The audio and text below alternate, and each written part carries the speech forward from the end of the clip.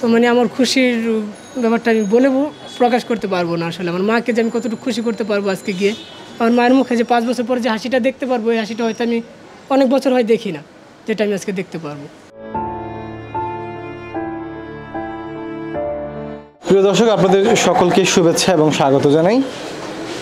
আপনারা জানেন, child and old age care দীর্ঘ 60টি বছরের বেশি সময় ধরে অসহায় মানুষের সেবা করে আসছে।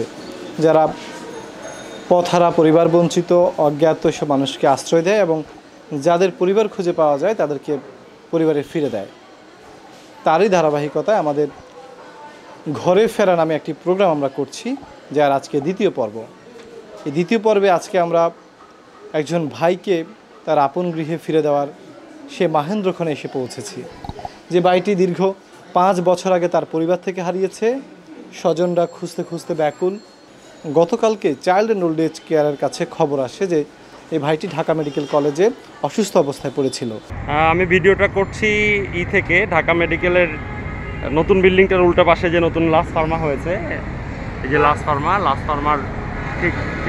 ফার্মার ঠিক সামনেই একজন লোক এভাবে অসুস্থ অবস্থায় পড়ে আছেন। হ্যাঁ, আমার বয়স খুব বেশি হবে না, আমার বয়স হবে হয়তো 35 এজের মনে হচ্ছে। আর ওনার পায়ে একটা ব্যান্ডেজ দেখতেছি আমি, মনে হয় পায়ে কোনো জটিল ক্ষত আছে। হ্যাঁ, তো এই অবস্থায় আমি অনেকক্ষণ ধরে ওনাকে এখানে দেখছি, বাট উনি মাঝে মাঝে একটু নড়ছেন আর কি।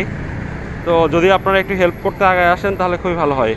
ঠিক তখনই তারা রাত ঠিক 12টার পর সেখানে ছুটে গিয়ে এই ভাইটিকে ওই জায়গা থেকে তুলে এনে এবং পরবর্তীতে সেবা সুস্থতা করে, পরিষ্কার করে, গোসল করিয়ে, ব্যান্ডেজ করিয়ে অনেকটা ফেসবুকে দেওয়ার পরপরই আসলে ওনার স্বজনদের খুঁজে পাওয়া গিয়েছে। এটি আসলে কতটা আনন্দের, কতটা তৃপ্তির, এটি আসলে হয়তো স্বজন ছাড়া এটা বোঝানো বড় দায়। আজকে আমরা তার ভাই আছেন, তার এই চাচি আছে এবং তার একজন বোন আছে, ওনাদের সাথে কথা বলবো কীভাবে হারিয়েছিল এবং কেমন লাগছে আজকে এই বিষয় নিয়ে কথা বলবো। শুরুতে আসসালামু আলাইকুম, ধন্যবাদ জানাচ্ছি চাইল্ড অ্যান্ড ওল্ড এজ কেয়ারের মিল্টন ভাইকে এবং তার যত সহকর্মী আছে তাদেরকে, যে আমার ভাই গত 5 বছর আগে হারিয়ে গেছে, তাকে আমি আজকে খুঁজে পেয়েছি এই সংস্থার মাধ্যমে। তো মানে আমার খুশির কোনো মানে সীমা আমি আপনাদের বলতে পারবো না কতটুকু খুশি আমরা আসলে। আমার মা এমনিতেই অসুস্থ, তারপরে আমার এই ভাইয়ের শোকে অনেক অসুস্থ হয়ে গেছে। আজকে আমার মা অনেক খুশি হবে ভাইকে বাসায় নিয়ে গেলে। তো মানে আমার খুশির ব্যাপারটা আমি বলে প্রকাশ করতে পারবো না আসলে। আমার মাকে যে আমি কতটুকু খুশি করতে পারবো আজকে গিয়ে, আমার মায়ের মুখে যে 5 বছর পরে যে হাসিটা দেখতে পারবো, এই হাসিটা হয়তো আমি অনেক বছর হয় দেখি না, যেটা আমি আজকে দেখতে পারবো। মানে আমরা যে ওরা যে আছে আমার সন্তানের মতনই আমাদের, ওরা দুইটা বাচ্চা 2 ভাই, আমাদের ভিতরে কোনো হিংসা বিবাদ কিছুই নেই, অনেক মিল। মানে এই সন্তান আমার সন্তান ওর মার, আমরা এইভাবে চলাফেরা করি। তো এই ছেলেটা যখন হারিয়ে গেছে তখন তো সবারই অবস্থা খারাপ, কারো খাওয়া নাই, ঘুম নাই, টেনশনে, বাড়ির ভিতরে তো একটা মানুষ হঠাৎ করে নাই, সব আছে, শাহানুর নামটা উঠে গেছে। তো আজকে ওরে পাইয়া অনেক খুশি, আপনাদেরকে অনেক ধন্যবাদ। ও আসলে ওর 2.5 বছর বয়স থেকে মৃগী রোগ হয়, তো একটু ছোটোবেলা থেকে একটু বুদ্ধি প্রতিবন্ধী। তো এরকম করতে করতে ওর বয়স প্রায় 30 হয়ে যায়, তখন ওর বুদ্ধিশক্তিটা অনেক লোপ পেয়ে যায়, যেটা ছোটোবেলা থাকে ওর চেয়ে অনেক বেশি লোপ পেয়ে যায়। তো ও হয়তো বাড়ির পাশে বের হয়েছে, ওর স্মৃতিশক্তি এতটাই লোপ পেয়ে গেছে যে আশেপাশের রাস্তাগুলো ভুলে গেছে। তা আমি যতটুকু মনে করি ও শুধু বাড়ি খুঁজছে আর রাস্তাতে হাঁটছে, এইভাবে খুঁজতে খুঁজতে খুঁজতে খুঁজতে হারাই গেছে।